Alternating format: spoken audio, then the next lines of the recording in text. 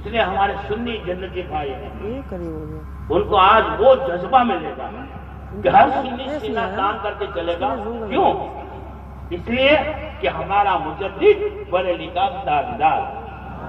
سبحان اللہ، ایسا بریلی کا تاجدار ہے کہ جس فن میں آپ نے توجہ فرمائی اس فن کو حیات دو بخشی. سبحان اللہ سبحان اللہ. شاعری میں اگر لکھا تو اردو ادب کی ایسی ابحار جو متروک تھی، جو مردہ ہو چکی تھی، اسے حیات نو بخشنے کے ساتھ ساتھ شباب اور زینت بھی بخش دی. ایک ان کا بھی مجدد تھا، تھانوی تھا، وہ بھی شاعری کیا کرتا تھا. الافادۃ الیومیہ میں حضرت ایک شعر ہے، آپ بہت محسوس ہوں گے. کہتا ہے کہ ماموں، اس کا اشرف علی تھانوی کا ایک ماموں تھا جو آپ کو حکایت بیان کرتے ہیں، گھر والے بولے ماموں کا ایک شعر ہے لیکن ایک ہی مصرع بنا ہے، پہلا مصرع بنا ہے، دوسرا مصرع نہیں بنا ہے. وعلیکم السلام. تھانوی لکھتا ہے الافادۃ الیومیہ میں کہ ماموں صاحب کے شعر کا پہلا مصرع بن گیا ہے کہ سنو دوستو آج عجب ہوا ماجرا. سنو دوستو آج عجب ہوا ماجرا. لیکن ماموں نے دوسرا مصرع نہیں بنایا تو دوسرا مصرع میں نے بنا دیا. واہ قربان جہاں تیرے صدقے جہاں. دوسرا مصرع تھانوی یہ بناتا ہے، پہلا مصرع ہے کہ سنو دوستو آج عجب ہوا ماجرا، کھایا مانڈوا ہگا ماجرا. یہ ان کا مجدد تھا ٹپوری.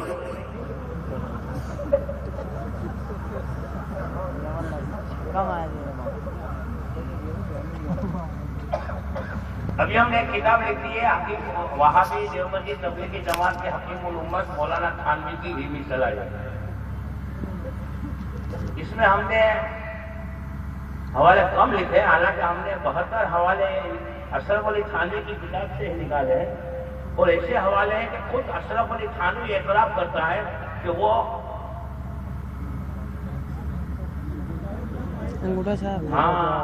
کم امپریشن پرسن تھا، بالکل جاہل تھا. تھوڑا بہت ساتھ میں آپ کو یہ گرم مسئلہ بھی بتاتے جائیں گے اور سرکار اعلیٰ حضرت کے علوم اور فنون کے تعلق سے بھی گفتگو کرتے جائیں گے. تو بریانی بھی کھائیں گے اور ساتھ میں تھوڑا تھوڑا گرم مسالہ بھی ڈالتے جائیں گے.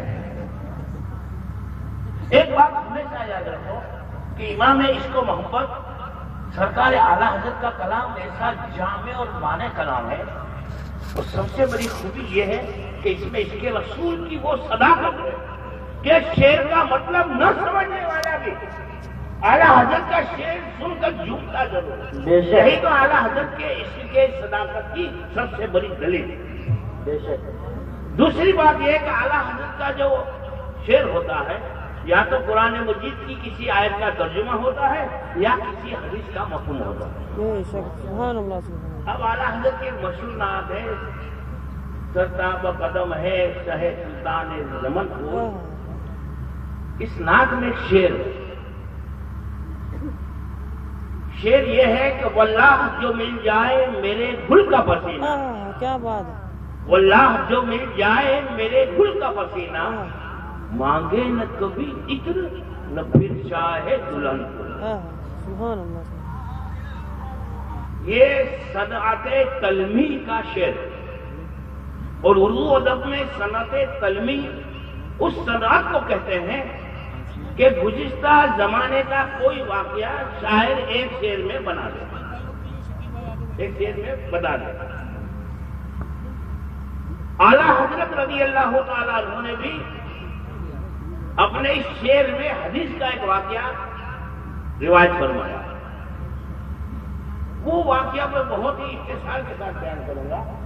واقعہ یہ ہے کہ ملک عرب کا دستور تھا. اب آپ کے کانپور کا شادیوں کا کیا دستور ہے وہ آپ جانیں، لیکن اتنا تو ضرور ہے کہ جب بارات باہر سے آتی ہوگی تو بارات کے ٹھہرنے کا انتظام، اس کا چائے پانی حکا پان وغیرہ کا انتظام آپ ضرور کرتے ہوں گے. اس کے اگر ٹھہرنے کا اور دام کا انتظام نہ کریں اور صرف یہ سمدھی سے کہہ دیں کہ سمدھی صاحب دیکھیے آپ ہمارا اور آپ کا یہ معاہدہ ہوا ہے، لڑکے لڑکی کا نکاح کر دیں گے، آپ 10 بجے آنا، 11 بجے جامع مسجد میں نکاح کرا دیں گے، 11:30 بجے کی ٹرین سے آپ چلے گا، دعوت چائے پانی سب کھلا ہوگا۔ تو بڑی رسوائی ہوگی کہ کانپور کے لوگ اتنے گئے گزرے ہو گئے کہ بارات کو ایک کپ چائے بھی نہیں کھلایا، تو اب سنی بھی کھلاتا ہے، وہابی بھی کھلاتا ہے۔ تو ہم ان وہابیوں کو کہتے ہیں کہ 11ویں کی نئی ریاض پہ قرآن مجید کی آیت ڈیولپ کرنے والوں، ذرا یہ تو بتاؤ قرآن میں کہاں لکھا ہے کہ بارات آئے تو اس کو کھلانا ہے، اس کے رہنے کا انتظام کرنا، چائے پانی ہوگا، پانی کا بندوبست کرنا، قرآن کی کس آیت میں؟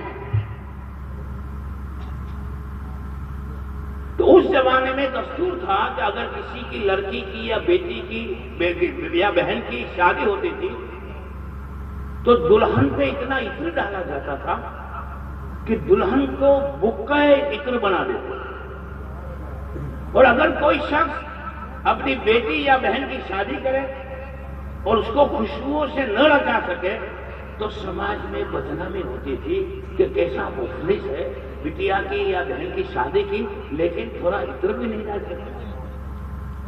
ایک صحابی رسول اس کے رسول کی دولت سے تو مالا مال تھے لیکن بظاہر مفلس الحال تھے۔ بٹیا کی شادی کا موقع بالکل قریب تھا، نہ تو کوئی نقد ہے نہ گھر میں کوئی ایسی قیمتی چیز ہے کہ جس کو فروخت کر کے وہ خوشبو خریدے اور بٹیا کو رخصت کرنے کے وقت خوشبوؤں میں نہ جائے۔ ادھر ادھر مارے پھرے، دوستوں سے قرض مانگا لیکن کہیں قرض بھی نہ ملا تو بالکل مایوس ہو گئے۔ لیکن یاد رکھو وہ وہابی نہیں تھے، صحابی تھے۔ وہابی کا تو عقیدہ ہے، تزکیۃ الایمان میں لکھا ہے کہ جس کا نام محمد اور علی ہے وہ کسی چیز کا مالک و مختار نہیں، لیکن صحابی کا یہ عقیدہ ہوتا تھا کہ یہ بظاہر مسجد نبی کی ٹوٹی ہوئی چٹائی پر بیٹھے ہوئے ہیں لیکن ساری کائنات کے مالک ہیں۔ اعلیٰ حضرت فرماتے ہیں مالک کونین ہیں وہ پاس کچھ رکھتے نہیں، دو جہاں کی نعمتیں ہیں ان کے خالی ہاتھ۔ بے شک آئے سرکار کی سننا میرے سنی جنتی بھائیوں، اب میں سلام کرنے میں سنی جنتی بھائیوں کی گیج اس لیے لگاتا ہوں کہ گجرات میں جب میری تقریر ہوتی ہے تو کم سے کم 25-30 ہزار کا مجمع تو ضرور ہوتا ہے اور اس میں سے ہزاروں کی تعداد